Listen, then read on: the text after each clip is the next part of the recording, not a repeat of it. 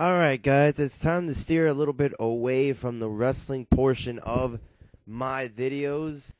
It is the exclusive home of my NFL exclusive videos. And today I'm going to basically wrap up what we saw from week 1 in the NFL and give you my week 2 predictions for this week.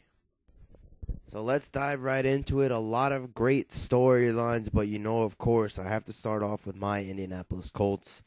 And as heartbreaking as it is, that loss to the Denver Broncos wasn't as bad as I thought it was going to be come third quarter. Because by the third quarter, the Broncos were absolutely putting a spanking on the Colts. It was 31-10 at one point. And at that point, I didn't even want to check updates anymore. I was at work with one of my friends, and he was over here talking smack and stuff and just saying, oh, there's no chance. But, I never really lost my faith in the Colts. They tend to be a second-half team, and that's the problem that the Colts have is that they never know how to start off strong. They just seem to just have an on switch at halftime. I don't know what Chuck Pagano says to them at halftime, but they always seem to be off in the first half, and then the second half they just come out like men possessed. Anyway, big respects to Peyton Manning for managing to beat all 32 teams in the NFL. There's absolutely no doubt that this guy is one of the best quarterbacks to ever play the game, and in my opinion, the best quarterback right now in the NFL. So the Broncos should not be slept on this season, despite the fact that they got absolutely hammered in last year's Super Bowl. This team managed to somehow, I don't know how they did it.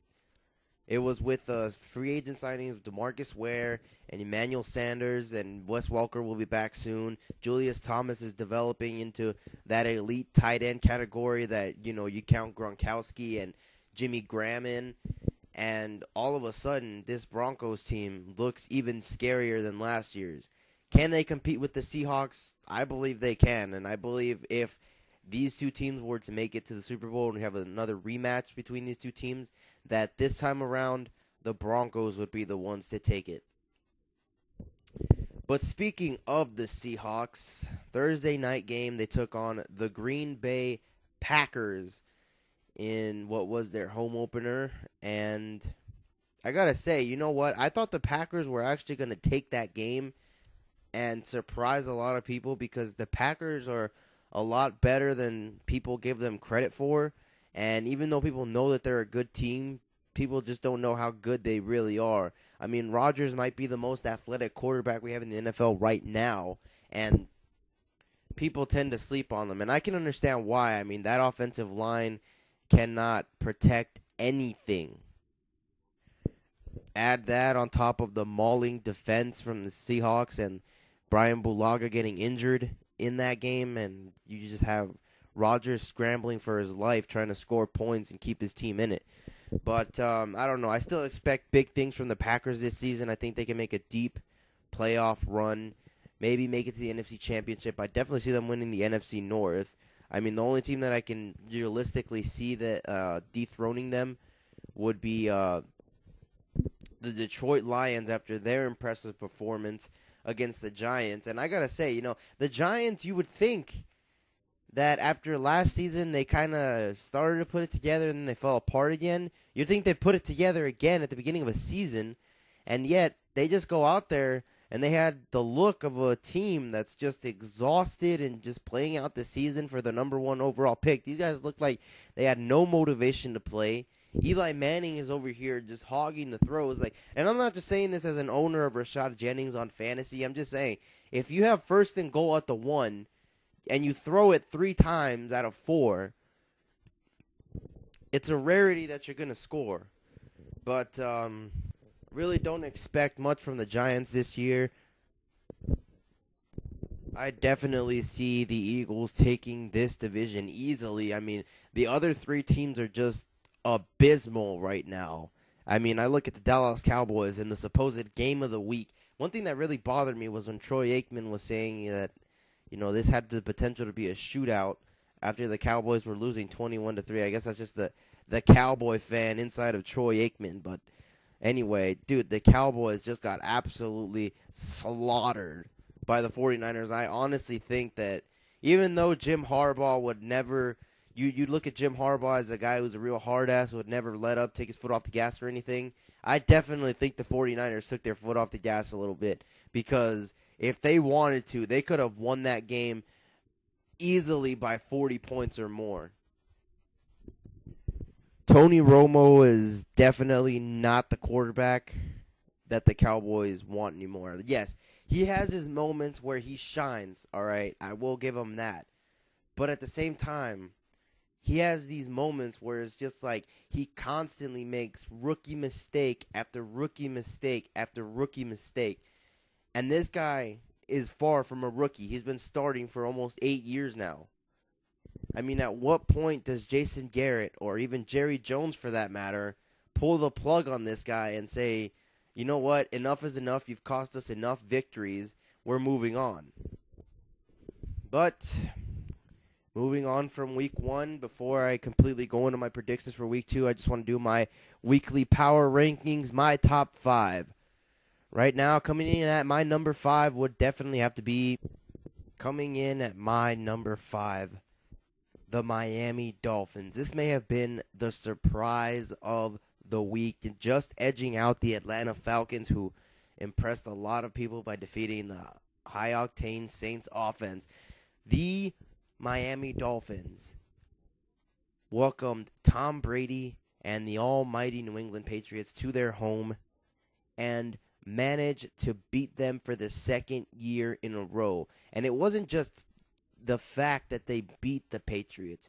It was the way that they beat them. The way that the Patriots, looked like they had this game in control in the first half. The way they were just completely dominating the Dolphins in the first half. And then for the Dolphins to just completely turn it around the second half and score. The Dolphins go on to score 23 unanswered points in the second half, completely shutting out the New England Patriots high-octane offense. Are you kidding me right now? I mean, yes, I understand Tom Brady does not have the creme de la creme to work with at wide receiver, and he did have Gronk back, but not fully at 100%. I understand all that, and I don't discredit Tom Brady for anything. In fact, if anything, I credit him even more because he showed me that he has the Peyton Manning factor of being able to work with no-name receivers and make them better than what they would be if they were to work with someone like, say, Tony Romo. But, I mean, Cameron Wake was just absolutely tearing it up on defense. Noshawn Moreno was tearing it up on offense, and I got to say, going into week 2, this team actually looks like a pretty damn good team. And not just going into week 2, but for the rest of the season, this team could be the one that haunts the bigger teams that are going into their quest to search for a playoff spot. And if you see that you have a trip to Miami or Miami's visiting you, you better prepare yourself pretty damn well. Coming in at number 4, the Detroit Lions. Yes, the Giants are not the strongest football team that you're ever going to encounter.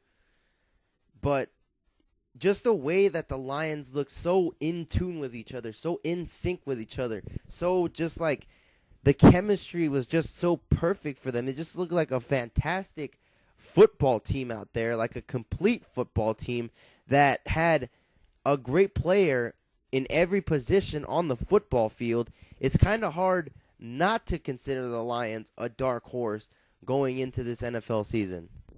I fully expect the Green Bay Packers to retain their NFC North crown this season, but I'm just saying, guys, do not sleep on the Lions. Even though I hate Coach Caldwell with every fiber of my being because he made us lose that Super Bowl against the Saints, but I digress. I definitely think that the Lions could do some big things this season as long as Matthew Stafford and Calvin Johnson stay healthy. Coming in at number 3, the Denver Broncos.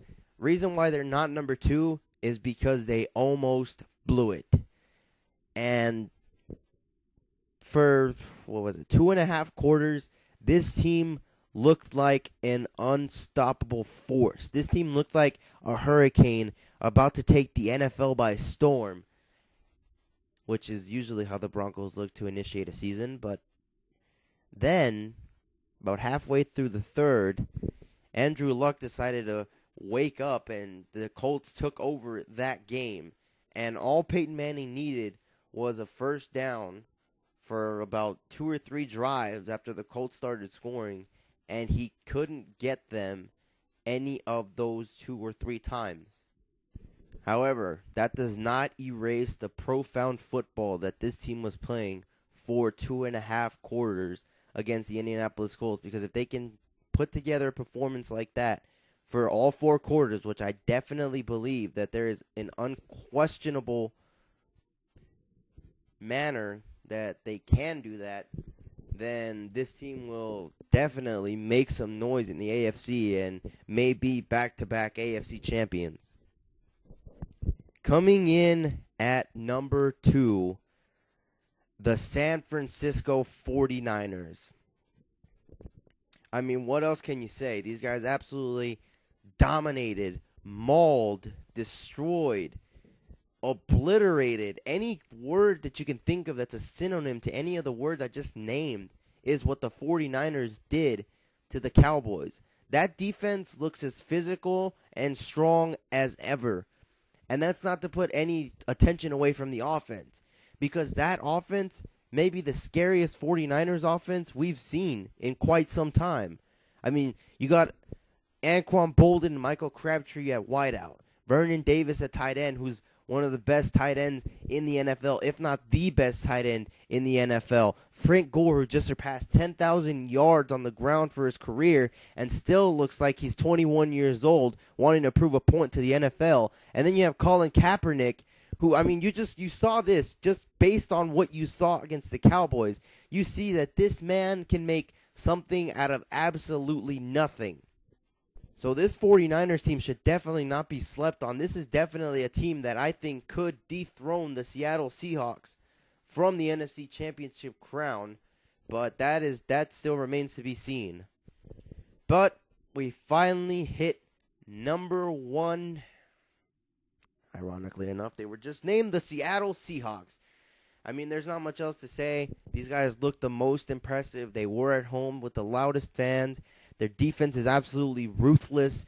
Russell Wilson, a very smart, very cool quarterback. It's kind of just like, this is exactly what you want in a quarterback. Someone that's always calm, cool, collected, and just has the abilities to extend plays longer than they should be or normally would be with a pocket passer. And then you add that with, that dual threat Percy Harvin that can take it to the house on any given play, whether it be a rush or receiving.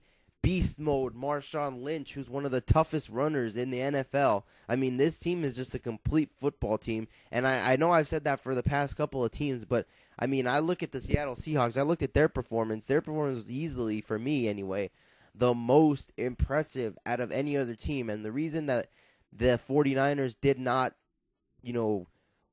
win the number 1 spot here was simply and solely because they let their foot off the gas, as opposed to the Seattle Seahawks, who put up a 30-burger on the Packers.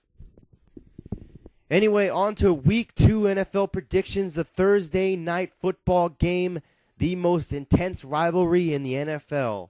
The Baltimore Ravens take on the Pittsburgh Steelers, and although this might not be as intense as it used to be, I still feel it every time I watch a Steelers versus Ravens game. This is one of those down and dirty, gritty football games that ends like 9-6, 10-13. A lot of field goals are going to be kicked here.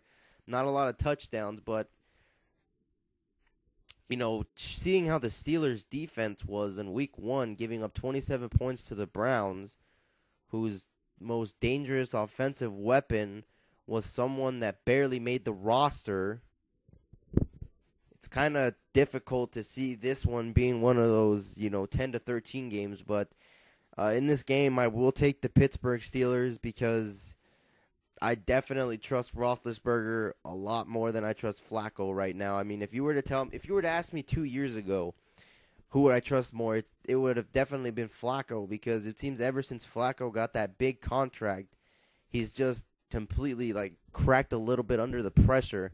And that's one of the things, is like I always thought that Flacco was this undervalued quarterback that was never appreciated. You know, everyone always gave Ray Rice the attention. Everyone always gave, Anquan Bolden all the credit for Joe Flacco's success. But I thought Joe Flacco did a very good job before he got that big contract. Once he got that big contract, it was like, okay, Flacco was good, but he wasn't that good. He wasn't that kind of money good. He wasn't Peyton Manning, Tom Brady good, but he was good enough to win you guys a Super Bowl, and he was fairly solid and very undervalued before he got that big-time contract. So, I don't know. I mean, I definitely trust Roethlisberger more in this game. I see the Steelers winning this one. I don't know if it's going to be easy, because that Ravens defense did look stout against the Bengals, but I just don't see the Ravens winning this one. Moving on to Sunday morning. Detroit Lions versus Carolina Panthers at Carolina. This is a bit of a tough one, considering Cam Newton could be back in time. But just the fact that Cam Newton was injured, and if he does play, probably won't be at 100%. And being as how impressive the Lions looked on Monday night against the Giants, I will definitely take Detroit to defeat Carolina.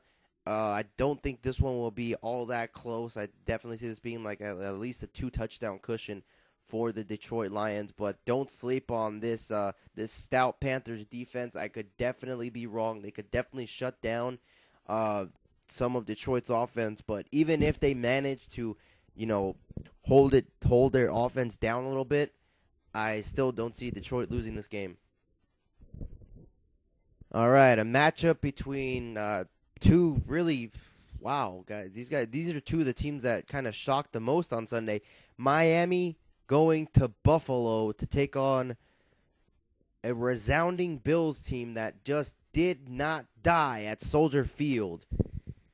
And as tough as this one is going to be, I'd love to see the Bills win this one, because I'm a sucker for a good underdog story, but the Dolphins just looked way too good against the Patriots, who, by the way, I mean, look at the difference in quarterbacks. You have Jay Cutler, who just gives away interceptions like they're, that gets candy out of a piñata, and then you have the Dolphins, who took on Tom Brady, who is one of the greatest quarterbacks of all time. So, I mean, based off their Week 1 performances, it is close. It's tough, but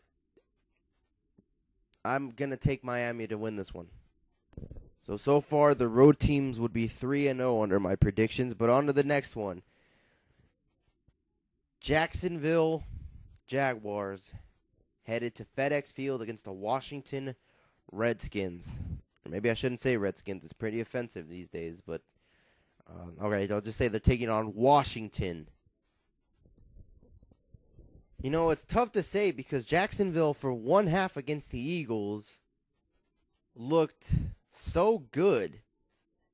And this is supposed to be the worst team in the NFL. When you look at their roster, this kind of is the worst team in the NFL. But, I mean, these guys really didn't care for that one half. The only problem is they just either got too confident, the coach didn't know how to keep them cool, or they just decided that they only wanted to play one half against the Eagles and just completely got, obliterated the second half. So, I don't know. It depends what side of the Jacksonville Jaguars we're going to see. If we see the first half against the Eagles side of the Jacksonville Jaguars, then they will definitely walk away with a W here, but I don't know. I just don't see them putting on the full 4-quarter performance again.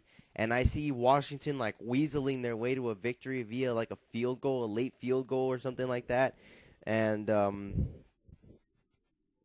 walking out of this game 1-1, but very unconvincingly. Dallas Cowboys headed to Tennessee to take on the Tennessee Titans. The Titans did look impressive in week 1, shutting down what is usually a very, very good Kansas City Chiefs offense, much maligned offense. And although they did not look overly impressive on offense, Jake Locker did very well against them. And the Cowboys, on the other hand, Jake Locker looked really good against the Chiefs. Tony Romo looked miserable against the 49ers. Did not do well at all. The one bright spot there was DeMarco Murray. So, if they can keep feeding him the ball, as long as the Cowboys don't get behind early in this game, I think they can walk away with the win here. The Tennessee Titans are still really unproven in the NFL, although Coach Ken Wisenhunt is a proven commodity. Took the Cardinals to the Super Bowl a few years back. So this is going to be the true test for the Tennessee Titans. If they can walk away with the win here, I think a few more people are going to start believing in Wisenhunt and the Titans. But until then, I don't believe in them, and I'm taking the Cowboys to walk away with the win here. The Arizona Cardinals headed to East Rutherford, New Jersey to take on the New York Giants, who just got their backsides tossed at Ford Field by the Detroit Lions. In this game, I am going to take the Arizona Cardinals. I mean, even after that dramatic win against the Chargers on Monday night in Arizona, managing to make the comeback late on in the night, they still, even before that, their defense kept them in the game. Their defense played a very solid game, a very good game, and I think this defense is one of the most underrated ones in the NFL right now.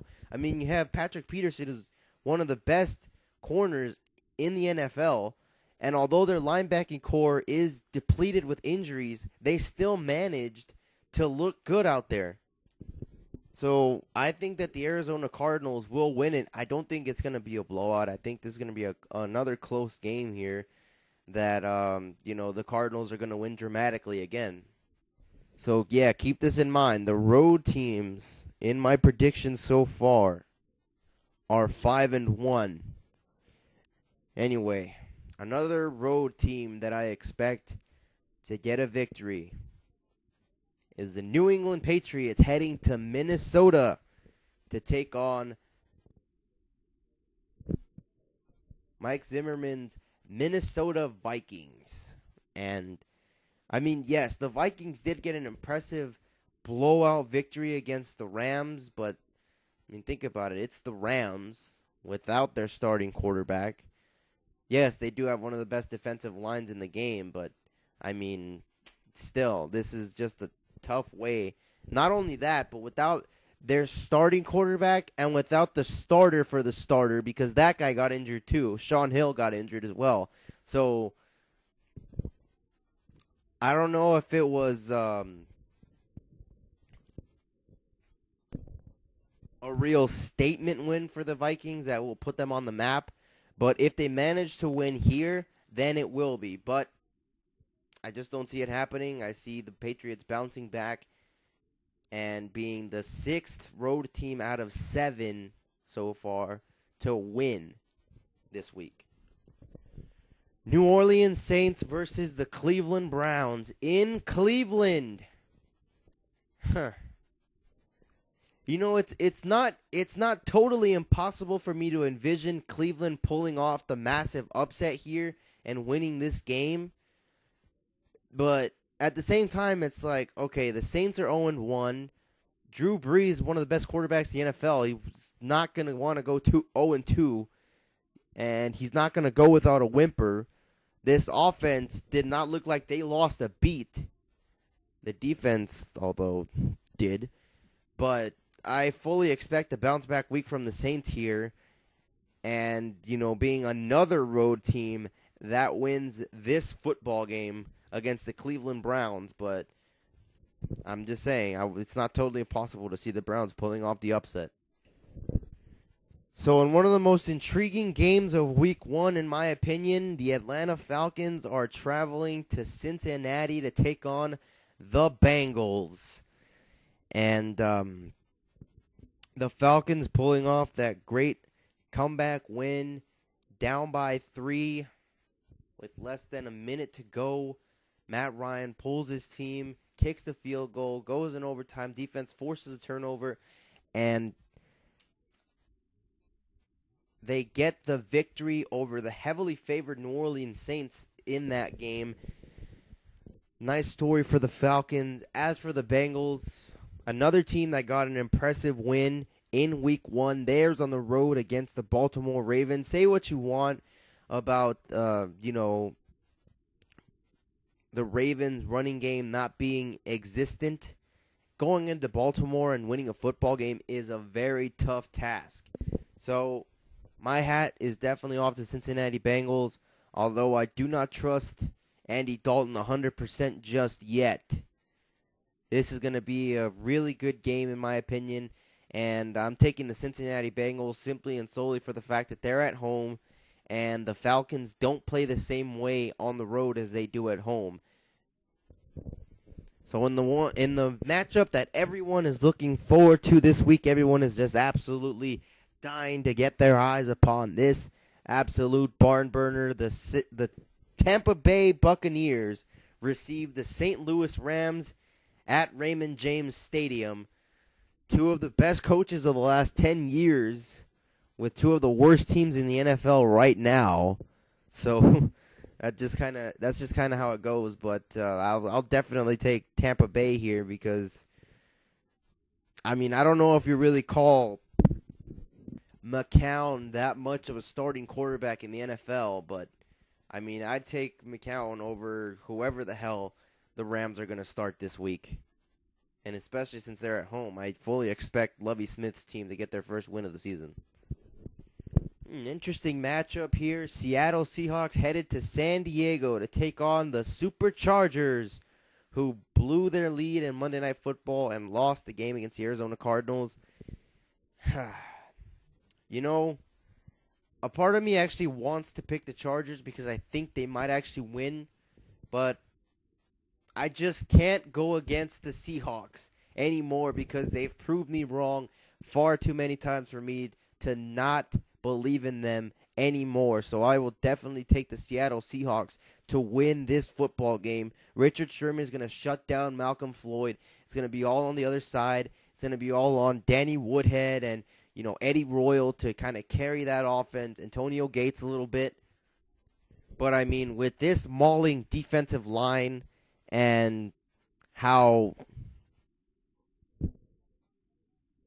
like, the little mobility that Phillip Rivers has, it's hard envisioning Phillip Rivers having a good afternoon against this Seattle defense. So I'm taking the Seahawks to win this game as another road team pulling off a road win. The Houston Texans going down to Oakland to take on Derek Carr and the Raiders. It's kind of hard to tell because it seems like Houston is just going to rely on its defense all year to get them wins. At least, unless they're planning to start Ryan Mallett at some point during the season, it just seems like the Texans are just going to be like, all right, defense, hold them down to as little as possible, and we'll try to get 2 touchdowns on offense. I mean, I don't know. I mean, that's the way I saw it from the first game, and considering they have Ryan Fitzpatrick at quarterback, that's the way I envision it until or if Ryan Mallett is started at some point in the season. But the Raiders just they looked impressive slightly against the Jets. I mean, that is a tough Jets defense. I don't care what anyone says about how the Jets are, a shadow of what they used to be. That may be true, but one thing that has remained with this team is how tough Rex Ryan's defense is. So, part of me does want to take Oakland, but since they do have a rookie quarterback starting and Houston is just going to focus on defense and, just stopping the Raiders, I definitely see the Texans walking out with a victory here.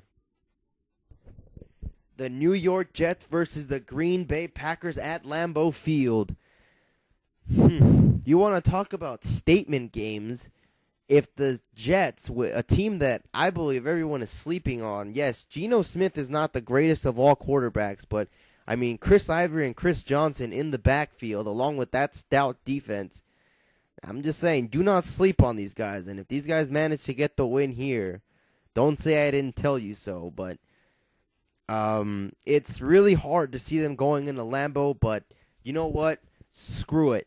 I'm taking the New York Jets, Jets to go into Lambeau and get that tough victory against the Green Bay Packers. And I know I'm going to get torched for this. I know I'm going to want to shoot myself after this if the Packers win. But I don't know. It's just like a little bit of a gut feeling that says, you know what? Believe in those damn Jets. The Kansas City Chiefs traveling to Mile High to take on Peyton Manning and the Denver Broncos.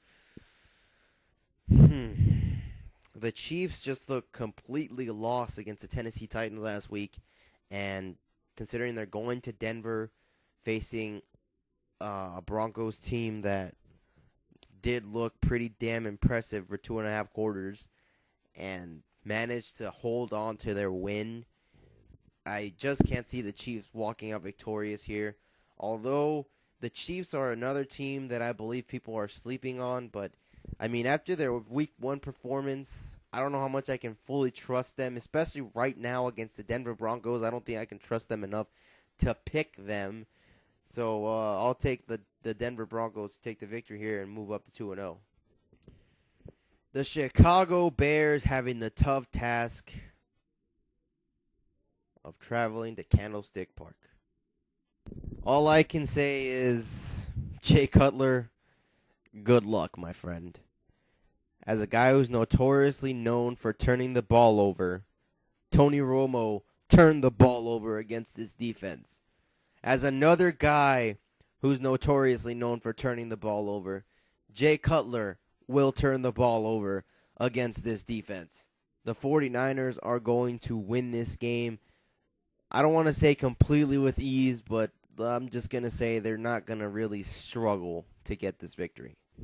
And finally, the Monday night game, Philadelphia traveling to Lucas Oil Stadium to take on my Indianapolis Colts. And you all know that I'm drinking the Kool-Aid, and I'm taking the Indianapolis Colts so both teams can walk out 1-1.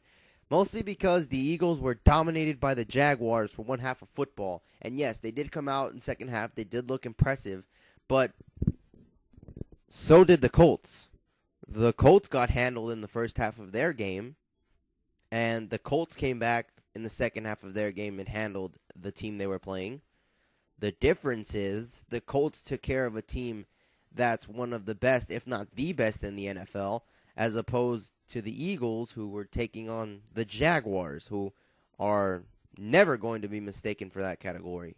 And the difference is that the Eagles managed to walk away with a victory, but just saying, Indianapolis, with all those weapons on offense, I can't see the Eagles winning this game. And even if I wasn't a Colts fan, I would say that the Colts are going to win this game because of that offense.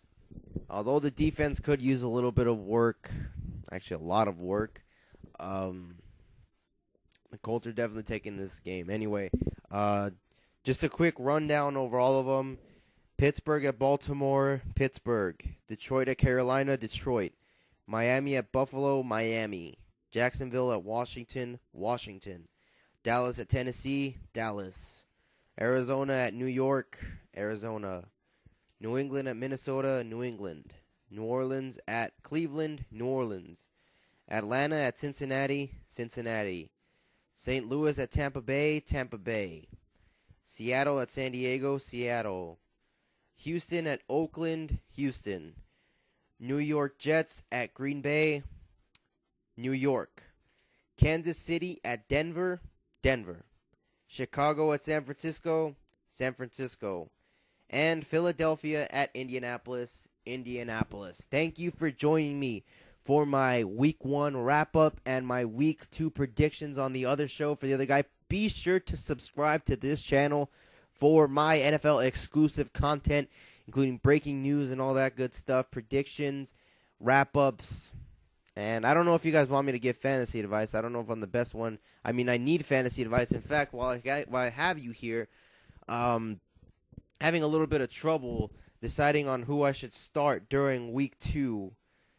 Out of the 4 running backs I have C.J. Spiller, Rashad Jennings, Jamal Charles, and Noshawn Moreno. And I'm having trouble picking which 2 I want to start because, I mean, I'd start 3 on the flex, but I already have Danny Amendola starting on the flex, and I think he's going to score a lot against the Vikings. So if you guys can help me out and tell me which 2 running backs. I'm leaning toward Jamal Charles and Noshawn Moreno right now, but if you guys think I should make one or the other 2 between C.J. Spiller and Rashad Jennings a starter aside from my starting 2, please let me know.